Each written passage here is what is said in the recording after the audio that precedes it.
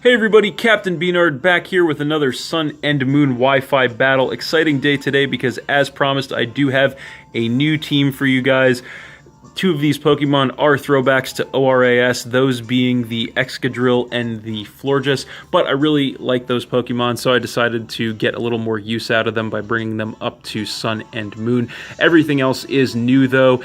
These Pokemon are ones that I've been meaning to use for quite some time now, but haven't really got a chance to, so I'm very much looking forward to using them in battle. So, having said all of that, our first match today is going to be against Galactic, who has a very strong team for himself, as you can see. Yes, he does have a Genesect, and yes, it is Uber, but I decided to break my rule of not versing anyone with Ubers on their team, just because this turned out to be a great match. So, having said that, we're going to go ahead and get into the match. So, looking at his team, I'm kind of thinking he might want to lead with either the Tyranitar to get the Sandstream up early, or possibly the Mimikyu to start setting Swords Dances. So I decided to lead with my Excadrill, the Gravedigger, ready to dig some holes. But he actually just ends up leading with his Greninja instead. So my Mold Breaker is going to come into play right away, but it's not really going to matter because I am going to have to switch right away. I don't want to lose my Excadrill to a water attack early, so I'm going to come in with my Florges, the Flower Power, as he actually decides to go straight ahead for the Z move here. So going for the big shot right away, and it is going to be the Water Z move, the Hydro Vortex.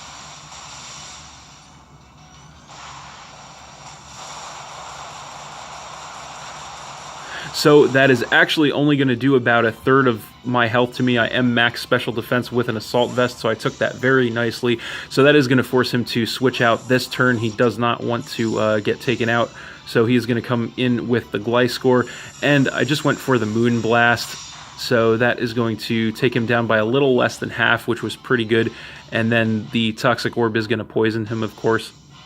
So I'm going to switch out here. I don't want to get taken out with an Earthquake or anything like that. So I'm going to come in with my Chestnut, the Shield, ready to take whatever attack he throws at me. But he actually goes for the Poison Jab, which was quite a surprise to me. You really don't see that on Gliscor very often. So that is going to take me down by about a quarter. So this turn, he is going to go for it again. That is going to knock me down to about half. I stayed in and went for a Wood Hammer just to try and get as much damage on this thing as I could. That is going to drop him into the red, but he does survive. I'm going to take some recoil damage from that, and he is going to regain more HP with the Poison Heal. So this turn, he's just going to go for one more Poison Jab. I just decided to stay in because I figured it wasn't worth saving the Chestnut at this point, so I just decided to let him go down there, and that is going to drop me to 5 Pokemon, as he is going to regain even more health with the Poison Heal.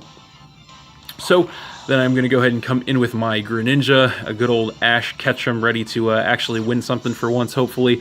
So I'm going to go straight away for the Ice Beam. I know I outspeed him, and I know that is definitely going to be enough to take him out. The Protein is going to transform me to the Ice type, but didn't really matter there. So I am also Life Orb, so I'm going to take damage from that, and that is going to knock him down to 5 Pokemon as well. So then he is going to come in with his Lopunny, which is going to force me to switch. I don't want to take any type of attack from this thing. So I'm going to come in with my Victini, as he actually just goes for the Mega Evolution into Mega Lopunny.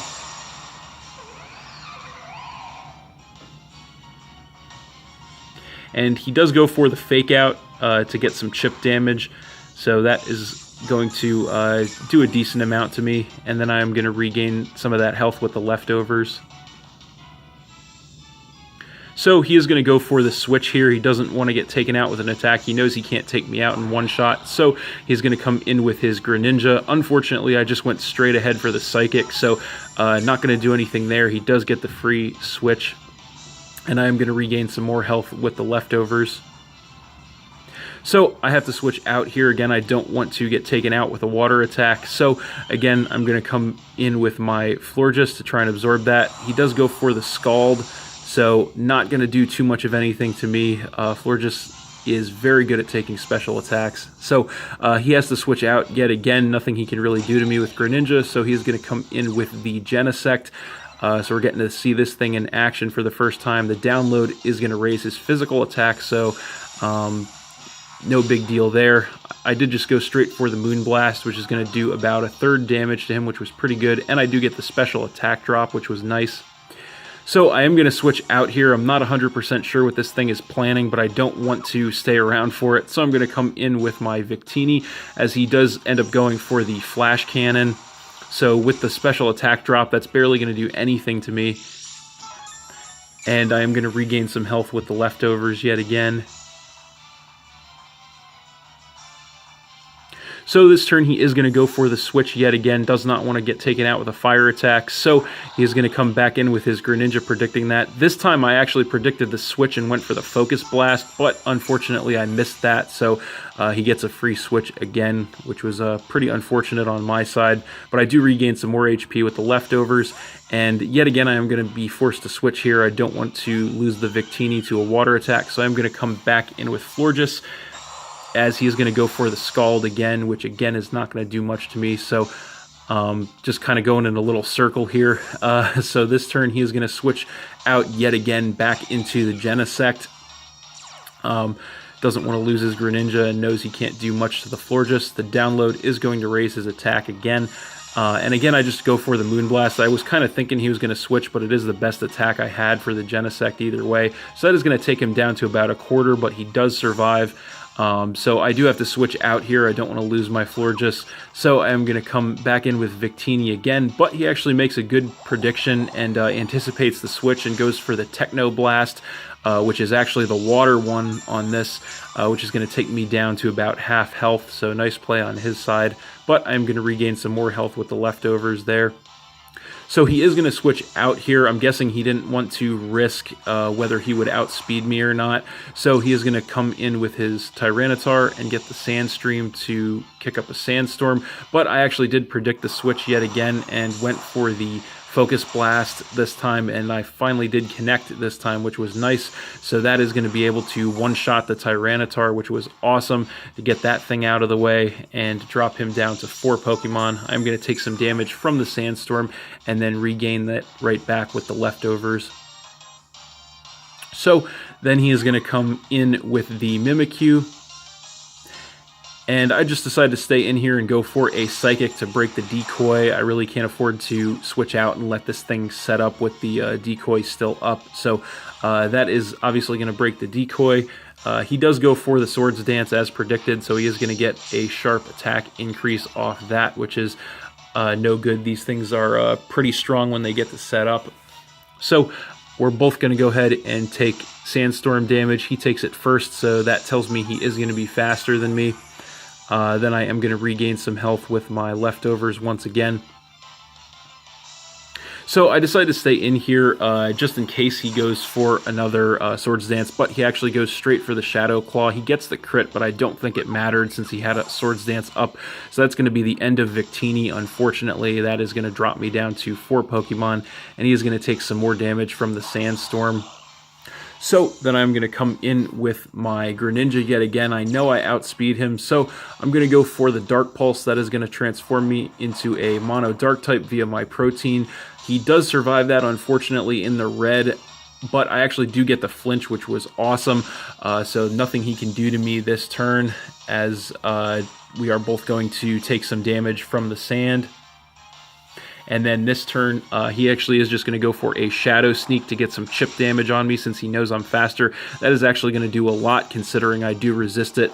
But I am going to survive, obviously. Hit him up with another Dark Pulse, and that is going to be more than enough to finish the Mimikyu, dropping him down to 3 Pokemon. And I am also going to take some more damage from the Life Orb, and that's it for the Sandstorm. So then he is going to come back in with the Lopunny. And he's just going to go for the Fake Out here. I decided to stay in and just take it with Greninja because I really didn't have a good switch option. So that is going to take my Greninja out, unfortunately, and drop me down to 3 Pokemon. So then I'm going to come in with my Staraptor and get the Intimidate to lower his attack, which is nice. So that is going to force him to switch. He doesn't want to get taken out with the flying attack. So he's going to come back in with the Genesect as fodder at this point. He's going to get the download to raise the special attack this time, but not going to matter because I'm just going to go for the close combat. It is going to lower both my defense stats, but more than worth it to get rid of the Genesect and drop him down to 2 Pokemon. So he is going to come back in with the Lopunny, and I am going to go for the switch here. I really want to preserve my Staraptor as I feel it can close out the match for me, so I don't want to take a fake out. So I'm going to come in with my Excadrill, predicting that. Mold Breaker is going to come into play, and he does go for the fake out, so not going to do much of anything to me there. And I am going to regain some health with the leftovers, putting me back to almost full. So he does outspeed me, unfortunately. He goes for the high jump kick, and he does connect with that, which sucks because that is going to be enough to take out my Excadrill and drop me down to 2 Pokemon. So then I'm going to come back in with my Staraptor, and I'm going to get the Intimidate to lower his attack yet again.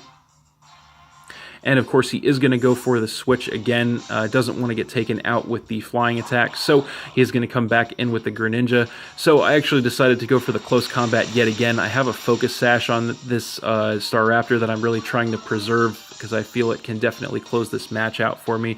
So the close combat is definitely going to be enough to take out the Greninja and drop him down to 1 Pokemon. So that, of course, is the Lopunny. He's going to come back in with that. So again, I have to switch out with the Staraptor, trying to preserve the Focus Sash on this thing. So I'm going to come in with my Florges yet again. He is going to go for the Fake Out. And I actually do survive that with 14 HP, which was a little surprising, but not really going to matter because he's just going to outspeed me, hit me up with a Dizzy Punch, and that is going to be more than enough to finish my Florges, dropping me down to just 1 Pokemon. So finally, I'm going to come back in with the Staraptor. I've been banking on this guy for the latter half of this match. I get the Intimidate to lower his attack. He actually does outspeed me, hits me up with the Ice Punch, but it is not even going to do half because of the attack drop off the Intimidate, and it is finally time for the Brave Bird to go for a Brave Bird, and that is going to be enough to one-shot the Lopunny. And after the recoil damage, I just barely survived with 32 health, and that is game. So, thanks for watching again, everybody. Hope you all enjoyed. Please hit that like button, leave a comment, and or subscribe if you did enjoy, and stay tuned for more new battles in the future. Going to be using this new team from this point out. So, if you're interested in battling me, leave a comment with your friend code on the video, and we can battle. So that's it, and we'll see you next time.